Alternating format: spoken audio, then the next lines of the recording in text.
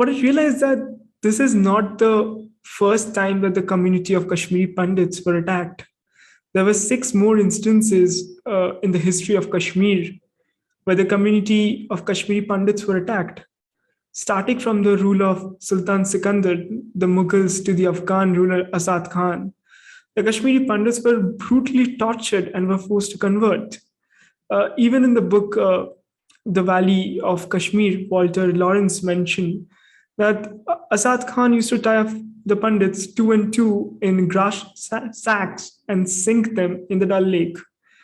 And as an amusement, a pitcher filled with ordure would be placed on a Pandit's head and it would be pelted with stones until it broke. So, how did this brutality actually change the valley? To understand how it changed the valley, you need to have a picture of what it was like before. In the concluding verses of the Tantra Loka, it talks about how Kashmir is a place where you can obtain all your worldly as well as spiritual desires. It's a place where people would come, and I think we know about that because of the universities that were in. There was Shara Dapith, and then there were the universities around Gandhara area. There were people coming from near and far to learn all kinds of different secular as well as spiritual and philosophical teachings and traditions. It was a place where people would come through when they were on the Silk Road. It was like a nexus, and Shonalika Kaul has described it as a very cosmopolitan place.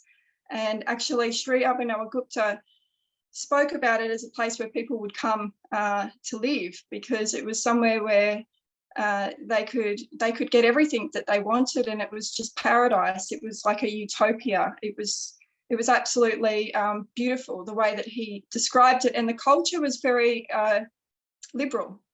There was festivities. In fact, even the king is said to have had to pay obeisance and to perform rituals for the people. So to put himself, in a lesser position of the people had to perform practices in order to keep their ecology, their ecological systems alive, to pay homage to their ancestors, their ancestral deities, the Nagas. Like, there were so many different elements of their society that we would recognise in Australia as being very typical of Indigenous communities, but in this case, a highly sophisticated, technologically well advanced community. So technological in the sense that civil society was abundant and fruitful and prosperous and well ordered, that there was a good structure to the society, and there were lots of performance of rituals on a regular basis and so forth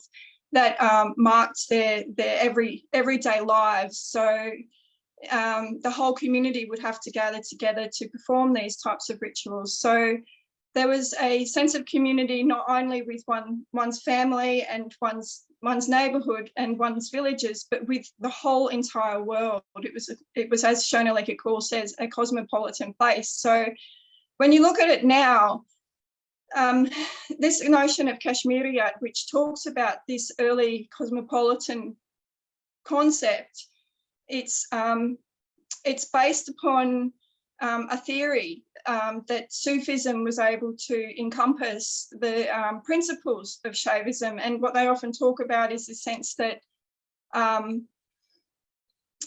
consciousness, for example, is the transcendental, and there's a sense of universality and a sense of universal brotherhood and so forth, which encompasses all of those elements of everyday ordinary life, which are in themselves also spiritual. So there was no real divide between the sacred and the profane, and that then would include the inclusion of everything. They say that in Shaivism that we don't exclude anything, and we don't. There's a place for everything.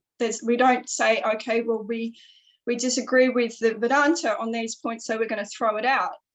We say we disagree on these 2 points, but we'll keep the rest. So it's just this multi-layered process of building up from what came before. It's constructive type of worldview. It's inclusive in the sense it includes everything that came before, and I think that could have actually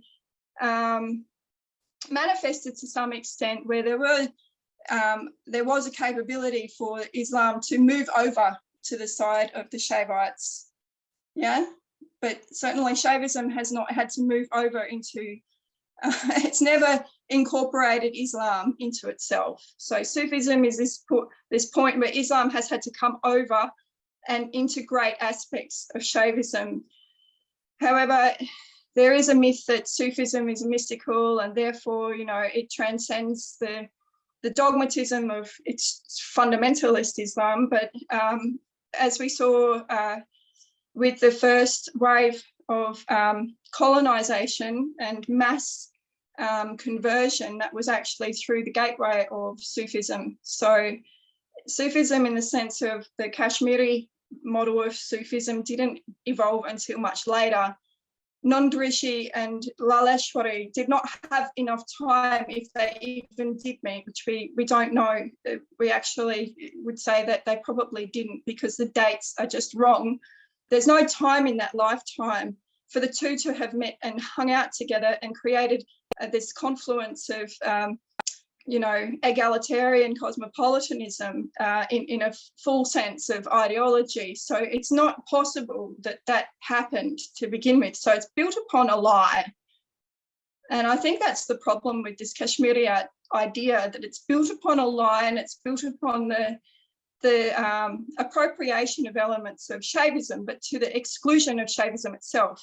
So, you know, like, we'll accept this so long as you come over into our court, but we will, you know, still persecute you unless you convert. So it's a contradiction. That's the problem. It's a contradiction, and it's built upon a whole heap of historical stories that were told to children, and even Kashmir Pandits have believed them. They've passed back from Laleshwari down to their children that have been crafted by these colonizers that are not even hers. So it's like a false memory. Please remember to subscribe to us and switch on the notifications for this channel. For our other social media links, more content, and to support our work, please visit citti.net. Dhanyavad. Namaskar.